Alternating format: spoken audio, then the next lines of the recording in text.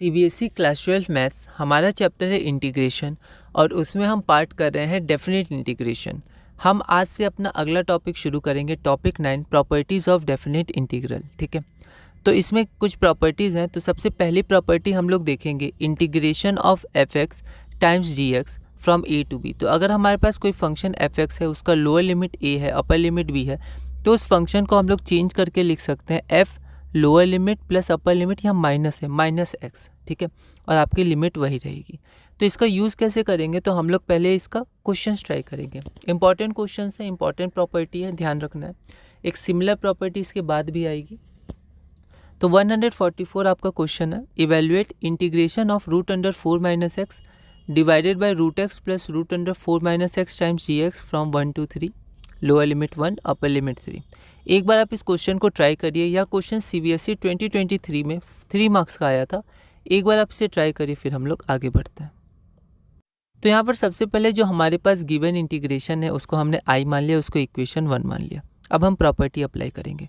जहाँ जहाँ x है वहाँ वहाँ हम a plus B minus X लिख सकते हैं। तो यहाँ पर a की वैल्यू 1 है और b की वैल्यू 3 है, तो हम लोग 1 + 3 या फिर 3 + 1 माइनस एक्स लिख सकते हैं। तो x यहाँ पर है, तो 4 माइनस एक्स की जगह लिख दिया हमने 3 + 1 माइनस एक्स।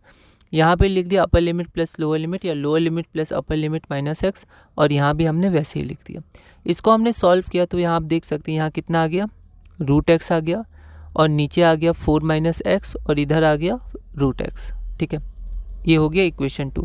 अब हम लोग ऐसी जब ये प्रॉपर्टी लगाते हैं तो हम लोग क्या करते हैं, तो हम लोग दोनों इक्वेशन को सॉल्व कर देते हैं। मतलब जो हमारे पास गिवन इंटीग्रेशन था, ठीक है, और जो हमने इसको मॉडिफाई करके लिखा प्रॉपर्टी लगा के 2, अब इन दोनों की वैल्यू आई ही है, क्योंकि आप देख सकते हैं हर तरफ एलएचएस में आई था। तो जब हम दोनों को ऐड करेंगे तो आई 2 बार ऐड होगा, है ना।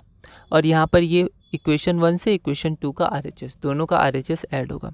तो अब देखिए, अब हम देख सकते हैं कि यहाँ पर ये जो आपका है 1/3 इंटीग्रेशन, ये भी 1/3, तो ये दोनों ऐड हो जाएंगे। इंटीग्रेशन एक आ जाएगा, आप मान सकते हैं कॉमन आ गया, पर ये एक बार आ जाएगा इंटीग्रेशन और ये दोनों अंदर ऐड हो जाएंगे। ठीक है, तो यहाँ पर आपका इंटीग्रेशन हो गया 1 से 3 और ये दोनों ऐड हो गए। ठीक है, अब ये दोनों जब आपके ऐड होंगे तो आप ध्यान दीजिए कि ये जो आपका एलसीएम है, ये एलसीएम सेम है और ऊपर भी आपका सेम हो जाएगा। ठीक है, तो यहाँ आप ध्यान देंगे तो ये एक पूरी लाइन है यहाँ पर, है ना, ये पूरा है।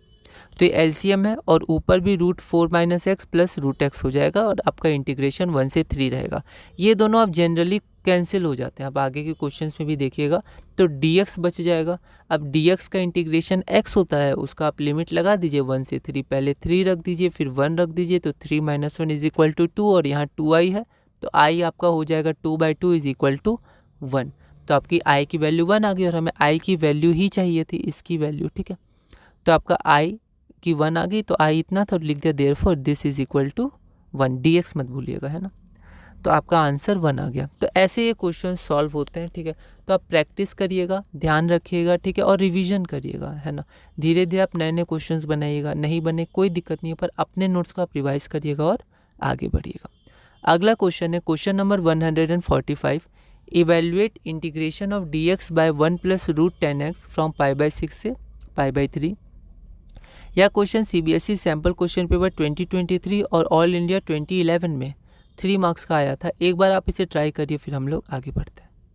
यहाँ पर हमने गिवन इंटीग्रेशन को आई मान लिया। ठीक है, अब पहले हम लोग इसको थोड़ा मॉडिफाई कर लेंगे, है ना। तो यहाँ देखिए, तो यहाँ पर आपका हो गया π/6 से π/3। ठीक है, dx √10x को sin x by cos x लिख दिया, cos x ऊपर चला जाएगा और ये हमारा सिंप्लीफाई हो गया थोड़ा सा। ठीक है, तो यहाँ पर मैंने 2 बार dx लिख दिया था, जो गलत है, एक बार होगा। तो मैं एक बार अगर गलती हो जाए एक बार कैंसिल करिए, ज़्यादा नहीं करिएगा ऐसे, है ना।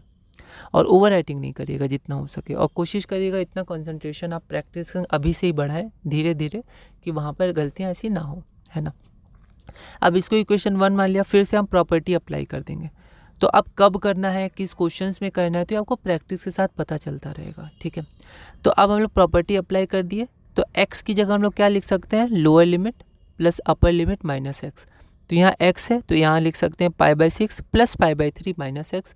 उसी तरह इस x की जगह लिख सकते हैं π/6 प्लस π/3 माइनस एक्स, और इसकी जगह भी हम लोग वही लिख सकते हैं, है ना। तो इसको हम सॉल्व करेंगे तो π/2 माइनस एक्स। अच्छा, यहाँ पर आप प्रॉपर्टी ज़रूर लिखेंगे, हमें लिखना भूल गया, जो सही नहीं है, आपको ये ज़रूर लिखनी है property. Since F X A to B, ठीक है, F X time G X is equal to A plus B minus X, ये ज़रूर लिखिएगा फिर ना, मैं यहाँ नहीं लिखा, जो गलत है लिखना चाहिए। तो अब आप क्या करिएगा, इसको सॉल्व करिएगा तो π/6 प्लस π/3 π/2 हो जाएगा। तो π/2 माइनस एक्स आपका साइन एक्स हो गया, यहाँ कॉस एक्स हो गया और यहाँ पर साइन एक्स हो गया टाइम्स डी एक्स, ठीक है, a2 हो गया। अब क्या करते हैं, तो दोनों को ऐड कर देते हैं। तो LHS में यहाँ भी आई है, यहाँ भी आई है, तो i प्लस आई हो जाएगा और ये हमारा RHS है, ठीक है, और ये भी हमारा RHS है, ठीक है। तो LHS हमारा सेम है तो i प्लस आई हो गया, RHS को हमने ऐड किया तो फिर से ये एक इंटीग्रेशन आ जाएगा, ये दोनों ऐड हो जाएंगे अंदर, है ना। यहाँ पर साइन थोड़ा सा अच्छे से लिखिएगा, ठीक है, यहाँ पर x में हल्का सा हुआ, कोई दिक्कत नहीं है।